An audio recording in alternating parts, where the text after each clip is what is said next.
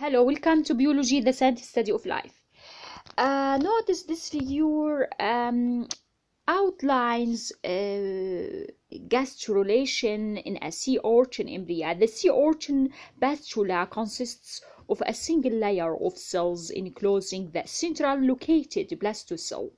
Gastrulation begins at the vegetal pole, where individual cells detach from the bastrula wall and enter the blastocell as migratory cells called mesenchyme cells. The remaining cells near the vegetal pole flatten slightly and form a vegetal plate that buckles inward, a process called invagination. The bucculed vegetal plate then undergoes extensive rearrangement of its cells, transforming the shallow invagination into a deeper, narrow, blend-ended tube called the archenteron or primitive goat. The open end of the archenteron, which will become the anus, is called the blastopore. A second opening forms when the other end of the archenteron touches the inside of the ectoderm, and the two layers fuse, forming the mouth end of what is now a rudimentary digestive tube. Gastrulation produces a sea urchin embryo, which a primitive gut and three germ layers, which are commonly color-coded: blue for ectoderm, and red for mesoderm, and yellow for endoderm. This three-layered body plan is characteristic of most animal phyla and is established very early in development. In the sea urchin, the gastrula eventually develops into a ciliated larva that drifts in ocean surface waters as plankton, feeding on bacteria and unicellular algae. After some time, the larva metamorphoses into the adult form of the sea urchin, which takes up existence on the bottom of the ocean. In the frog, gastrulation also produces a three-layered embryo with an archenteron. The mechanics of gastrulation are more complicated in a frog, however, because of the large yolk-laden cells of the vegetal hemisphere, and because the wall of the blastula is more than 1 cell thick in most species. Gastrulation begins on the dorsal side of the blastula when a group of cells begin to invaginate in a line along the region where the crescent formed in the zygote.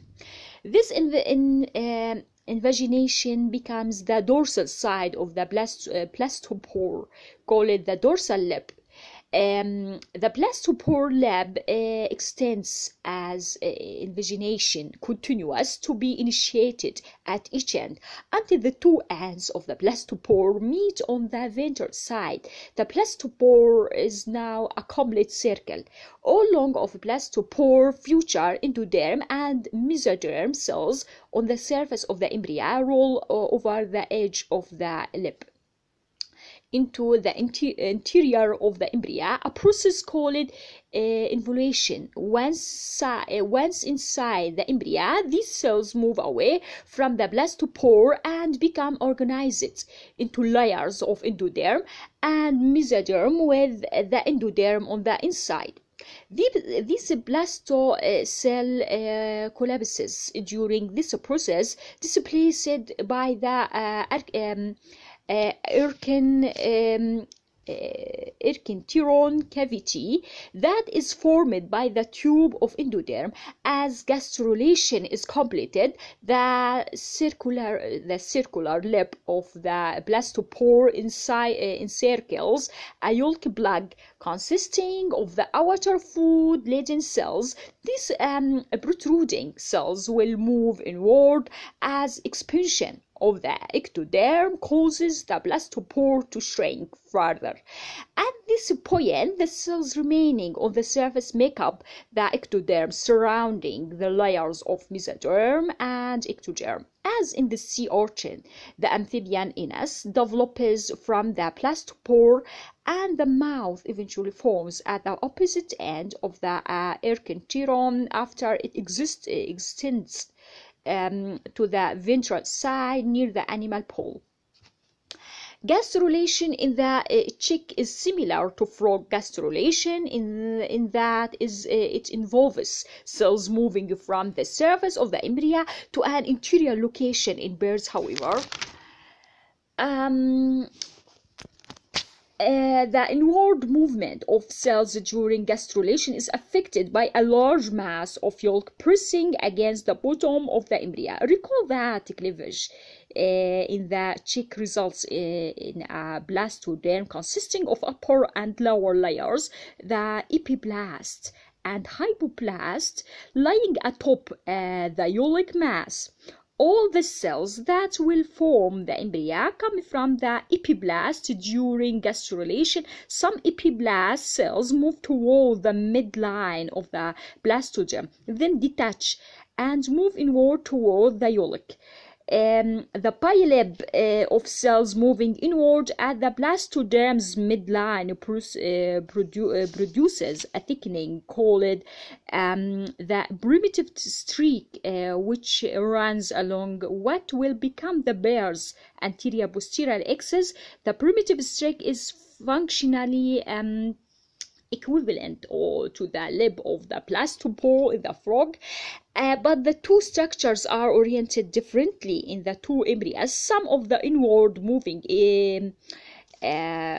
bile or moving epiblast cells displace hypoblast cells and form the endoderm. Other epiblast cells move laterally into the blastocell, forming the mesoderm. The epiblast cells that remain on the surface give rise to the ectoderm. Although the hypoblast contributes no cells to the embryo, it seems to help direct the formation of the primitive streak before the onset of the gastrulation and is required for normal development. The hypoblast cells later segregate from the endoderm and eventually form portions of a sac that surrounds the yolk and a stalk that connects the yolk mass to the embryo. Notice that. A closer look.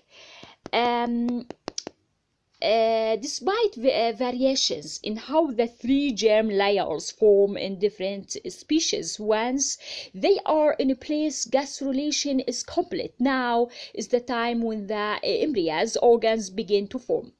Organogenesis. Various regions of the three embryonic germ layers develop into the rudiments of organs during the process of organogenesis. While gastrulation involves mass cell movements, organogenesis involves more localized morphogenetic changes in tissue and cell shape. The first evidence of organ building is the appearance of folds, splits, and addends, clustering or condensation of cells. This figure shows some events during early organogenesis. In a frog, the organs that begin to take shape first in the embryos of frogs and other chordates are the neural tube and the notochord, or the skeletal rod, characteristic of all chordate embryos. The notochord is formed from dorsal mesoderm that condenses just above the archenteron. Signals of this figure or that figure signals sent from the notochord to the ectoderm above it cause that region of ectoderm to become the neural plate. The neural plate soon curve inward, rolling itself into the neural tube, which runs along the anterior posterior axis of the embryos. The neural tube will become the central nervous system, the brain in the head, and the spinal cord down the rest of the body. The signaling by the mesodermally derived notochord to the ectoderm is a good example of a process seen often during organogenesis. One germ layer signals another therapy determining the fate of the second. Unique to vertebrate embryos, a band of cells called the neural crest develops along the border where the neural tube pinches off from the ectoderm. Cells of the neural crest subsequently migrate to various parts of the embryo, forming peripheral nerves, teeth, skull bones, and so many other different cells tubes that some developmental cells types that some developmental biologists have proposed, considering the neural crest as a fourth germ layer. Other condensations occur in strips of mesoderm lateral to the notochord, which separate into blocks called somites. The somites are arranged serially on both sides along the length of the notochord. Parts of the somites dissociate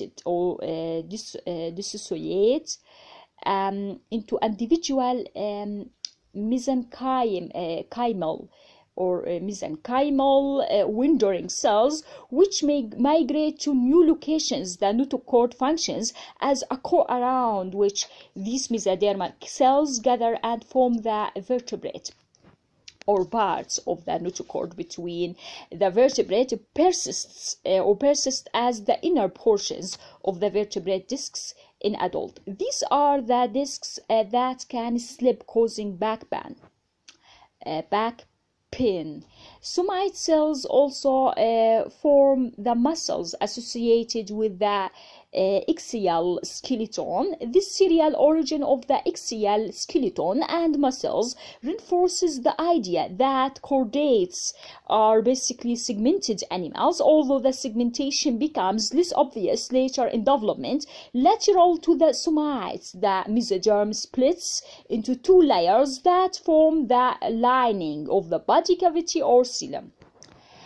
As organogenesis progresses, morphogenesis and cell differentiation continue to refine the organs that arise from the three embryonic germ layers. Many of the internal organs are derived from two of the three layers.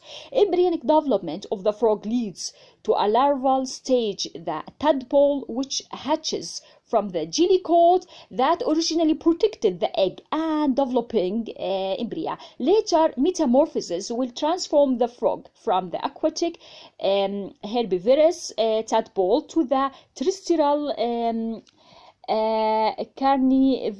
carnivorous adult.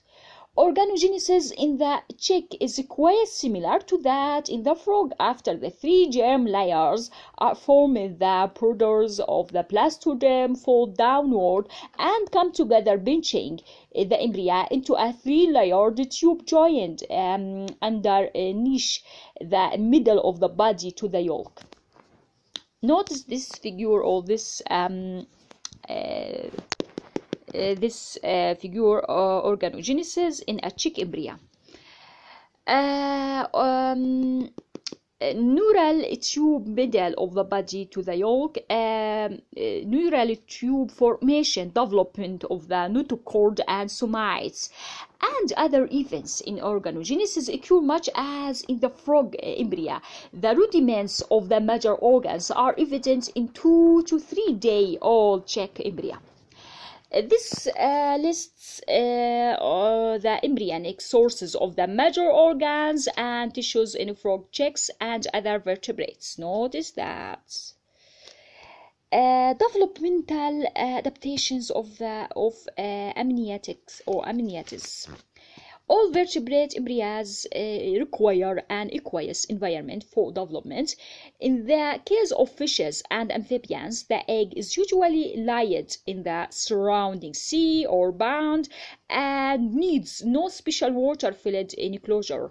The movement of vertebrate animals into land required the evolution of structures that would allow reproduction in dry environments. Two such structures exist today. One, the shelled egg of birds and other reptiles, as well as a few mammals, monotremes, and two, the uterus of marsupial and Eutherian placental mammals. Within the shell or uterus, the embryos of these animals are surrounded by fluid within a sac formed by a membrane called the amnion. Reptiles, including birds and mammals, are therefore called amniotes. We have already seen that embryonic development of the chick and amniot is very similar, so that the frog, a vertebrate that lacks an amnion, however, in the chick, development also includes the formation of extra embryonic membranes located outside the embryo. Notice in this figure, back to this figure, that only part of each germ layer contributes to the embryo itself. The germ layer located outside the embryo proper develop into the amnion, and the three other membranes, the yolk sac, the chorion, and the allantois. These four extra embryonic membrane provide a life support system for further embryonic development within the shelled egg of the uterus of an amniote. Each membrane is a sheet of cells derived from two germ layers. Notice this figure shows that, or reviews the locations and functions of these membranes in birds and other reptiles. Mammalian development. In most mammalian species, fertilization takes place in the oviduct, and the early stages of development occur while the embryo completes its journey down the oviduct to the uterus. In contrast to the large yolky egg of birds, other reptiles, and monotremes, the eggs of most mammals are quite small, storing little in the way of most mammals or of the way of food reserves. As already mentioned, the mammalian egg cell and zygote have not been shown to exhibit obvious polarity with respect to the contents of the cytoplasm, and the cleavage of the zygote, which lacks yolk, is holoblastic. However, mammalian gastrulation and early organogenesis follow a pattern similar to that of birds and other reptiles. Early cleavage is relatively slow in mammals. In the case of humans, the third division is complete about 36 hours after fertilization, the second division at about 60 hours, and the third division at about 72 hours. The blastomeres are equal in size. At the 8th cell stage, the blastomeres become tightly adhered to one another, causing the outer surface of the embryo to appear smooth. Depicts development of the human embryo starting about 7 days after fertilization. This figure notice the steps also. At the beginning, or when at the completion of a cleavage, the embryo has over 100 cells arranged around the accental cavity and has traveled down the oviduct to the uterus. This embryonic stage, the blastocyst, is a mammalian version of a bastula. Clustered at one end of the blastocyst cavity is a group of cells called the inner cell mass, which will subsequently develop into the embryo proper and form or contribute to all the extra embryonic membranes. Step 2, the trophoblast, the outer epithelium of the blastocyst, initiates implantation by secreting enzymes that break down molecules of the endometrium, the lining of the uterus. This allows the blastocysts to invade the endometrium. As the trophoblast thickens through cell division, it extends finger-like projections into the surrounding maternal tissue, which is rich in blood vessels. Invasion by the trophoblast leads to erosion of capillaries in the endometrium, causing blood to spill out and bathe trophoblast tissues. Around the time of implantation, the inner cell mass of the blastocyst forms a flat disc with an upper layer of cells, the epiblast, and a lower layer, that hypoblast, which are homologs to the epiblast and hypoblast of birds. As in birds, the human embryo develops almost entirely from epiblast cells. 3. As implantation is completed, gastrulation begins. Cells move inward from the epiblast through a primitive streak to form mesoderm and endoderm, just as in the chick. At the same time, extraembryonic membranes begin to form. The trophoblast continues to extend into cells derived from the epiblast and adjust into the endometrial tissue. All contribute to formation of the placenta.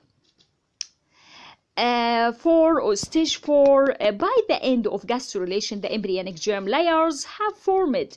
The 3-layered embryo is now surrounded by proliferating extraembryonic mesoderm and the 4 extraembryonic membranes. The extraembryonic membranes in mammals are homologs to those of birds and other reptiles and develop in a similar way.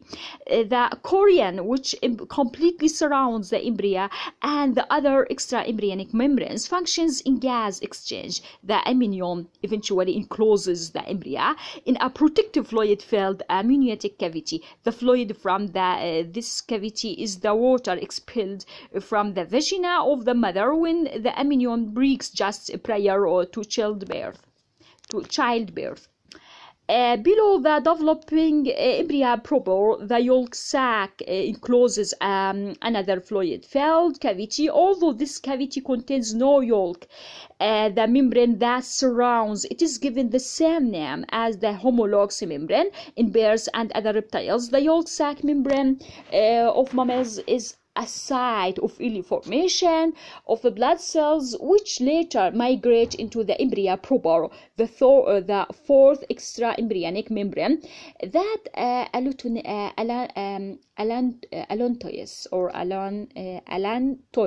allantois is incorporated into the umbilical cord. Here is forms blood vessels that transport oxygen and nutrients from the placenta to the embryo and rid the embryo of carbon dioxide and nitrogenous wastes. Thus, the extraembryonic membranes of shelled eggs, where embryo are nourished with yolk, were conserved in mammals as they diverged from reptiles in the course of evolution, but with modifications adapted to development within the reproductive tract of the mother. The ablation of gastrulation is followed by formation of the notochord, neural tube, and somites, the first events in the organogenesis. By the end of the first trimester of human development, rudiments of all the major organs have developed from the 3 germ layers. Okay, thanks.